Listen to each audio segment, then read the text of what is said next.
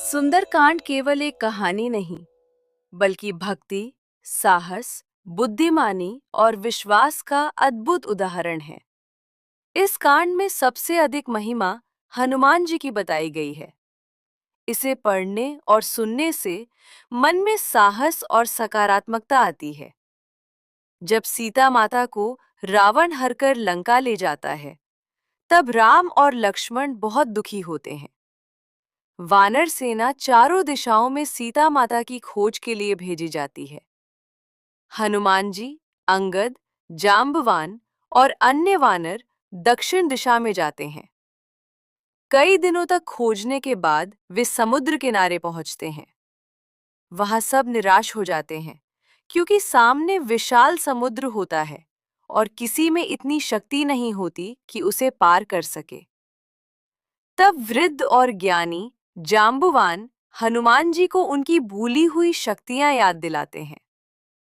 वे बताते हैं कि बचपन में हनुमान जी सूर्य को फल समझकर निगलने दौड़ पड़े थे। यह सुनकर हनुमान जी का आत्मविश्वास जाग जाता है।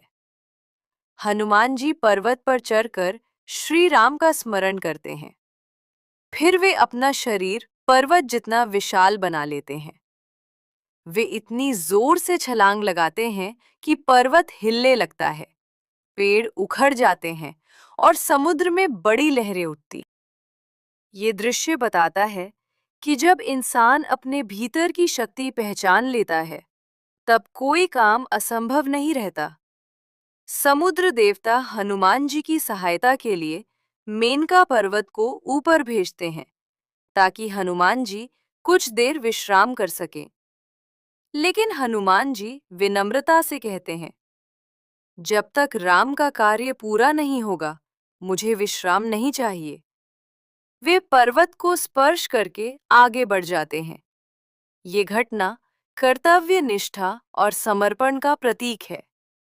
देवता हनुमान जी की बुद्धि की परीक्षा लेने के लिए सुरसा को भेजते हैं। सुरसा अपना विशाल मुख खोलकर कहती है कि वह हनुमान जी को खाए बिना नहीं जाने देगी। हनुमान जी भी अपना शरीर बड़ा करते जाते हैं। जब सुरसा बहुत विशाल हो जाती है, तब हनुमान जी अचानक बहुत छोटे बनकर उसके मुंह में प्रवेश करके तुरंत बाहर निकल आते हैं। इससे सुरसा प्रसन्न होकर उन्हें आशीर्वाद देती है। ये सिखाता है कि हर समस्या ताकत से नहीं, बुद्धि से भी हल की जा सकती है। आगे समुद्र में राक्षसी सिंहिका रहती थी। उसकी शक्ति थी कि वह किसी की परछाई पकड़कर उसे रोक सकती थी। वह हनुमान जी की परछाई पकड़ लेती है। हनुमान जी तुरंत समझ जाते हैं कि यह शत्रु है। वे उसका वध करके आगे बढ़ते हैं। यह घटना बताती है कि जीवन में कुछ बुराइयां ऐसी होती हैं जो हमें आगे बढ़ने से रोकती हैं। उनका सामना करना जरूरी होता है। हनुमान जी रात के समय बहुत छोटा रूप बनाकर लंका पहुंचते हैं। लंका सोने की नगरी थी। बड़े महल, सुंदर रास्ते और चारों ओर वैभव। वहां लंका की रक्षक लंकिनी उन्हें रोकती है। हनुमान जी हल्का प्रहार करते हैं, जिससे वह गिर जाती है। तब लंकिनी कहती है कि ब्रह्मा जी ने भविष्यवाणी की थी, जब कोई वानर मुझे हराएगा, तभी लंका का विनाश शुरू होगा। हनुमान जी पूरे लंका में सीता माता को खोजते हैं, लेकिन कहीं नहीं मिलती। अंत में वे अशोक वाटिका पहुंचते हैं। वहां सीता माता एक पेड़ के नीचे बैठी होती हैं, दुखी, कमजोर और श्री राम के वियोग में रोती हुई। उसी समय रावण वहां आता है और उन्हें डराकर अपनी रानी बनने के लिए कहता है। लेकिन सीता माता दृढ़ता से मना कर देती हैं। रावण क्रोधित होकर चला जाता है। हनुमान जी पेड़ पर छिपकर सब देखते रहते हैं। हनुमान जी सोचते हैं कि अचानक सामने जाने पर सीता माता डर सकती हैं। इसलिए पेड़ पर बैठकर धीरे धीरे श्री राम की कथा सुनाने लगते हैं। जब सीता माता को विश्वास हो जाता है, तब हनुमान जी नीचे आकर श्री राम की अंगूठी देते हैं। अंगूठी देखकर सीता माता की आंखों में आंसू आ जाते हैं। उन्हें विश्वास हो जाता है कि श्री राम उन्हें बचाने अवश्य आएंगे। सीता माता हनुमान जी को अपनी चूड़ामणि देकर श्री राम को देने के लिए कहती हैं। हनुमान जी सोचते हैं कि अब लंका की शक्ति का अंदाजा लगाना चाहिए। वे बड़े रूप में आकर पेड़ तोड़ने लगते हैं, फल खाने लगते हैं और पूरी वाटिका उजाड़ देते हैं। राक्षस सेना उनसे लड़ने आती है, लेकिन हनुमान जी सबको हरा देते हैं। रावण का पुत्र अक्षय कुमार भी युद्ध में मारा जाता है। तब रावण का सबसे शक्तिशाली पुत्र इंद्रजीत आता है। वह ब्रह्मास्त्र का प्रयोग करता है। हनुमान जी चाहते तो उससे मुक्त हो सकते थे, लेकिन वे ब्रह्मास्त्र का सम्मान करते हुए स्वयं को बंधन में रहने देते हैं। उन्हें रावण की सभा में ले जाया जाता है।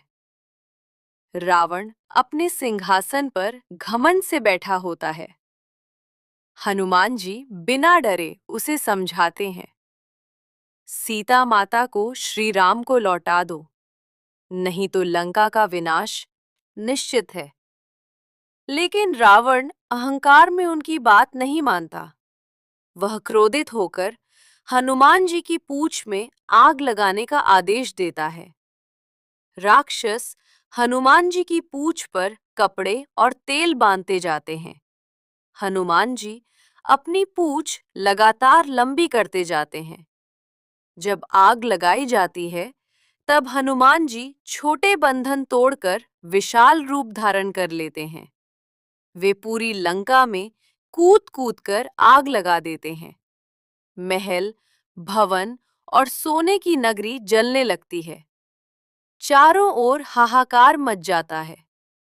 लेकिन हनुमान जी ध्यान रखते हैं कि जहां सीता माता है, वहां आग न पहुंचे। हनुमान जी समुद्र पार करके वापस आते हैं। सभी वानर खुशी से उनका स्वागत करते हैं। फिर वे श्री राम को सीता माता का संदेश और चूड़ामणि देते हैं। यह सुनकर श्री राम भावुक हो जाते हैं और हनुमान जी को गले लगा लेते हैं। वे कहते हैं, हनुमान, तुमने जो कार्य किया है, उसका बदला मैं कभी नहीं चुका सकता। सुंदरकांड की सबसे बड़ी सीख, भगवान पर विश्वास रखने वाला कभी हारता नहीं। बुद्धि और विनम्रता सबसे बड़ी शक्ति हैं। सच्ची भक्ति इंसान को महान बना देती है। अहंकार का अंत निश्चित है। कठिन समय में धैर्य नहीं खोना चाहिए। रामदूत अतुलित बलधामा, अंजनी पुत्र पवन सुत नामा। जय बजरंगबली। यहाँ से सुंदरकांड समाप्त होता है और लंका कांड प्रारंभ होगा, जिसके राम की विजय और रावण के अंत की कथा आगे आएगी। कथा सुनने के लिए हमारे साथ जुड़े रहिए। जय श्री राम।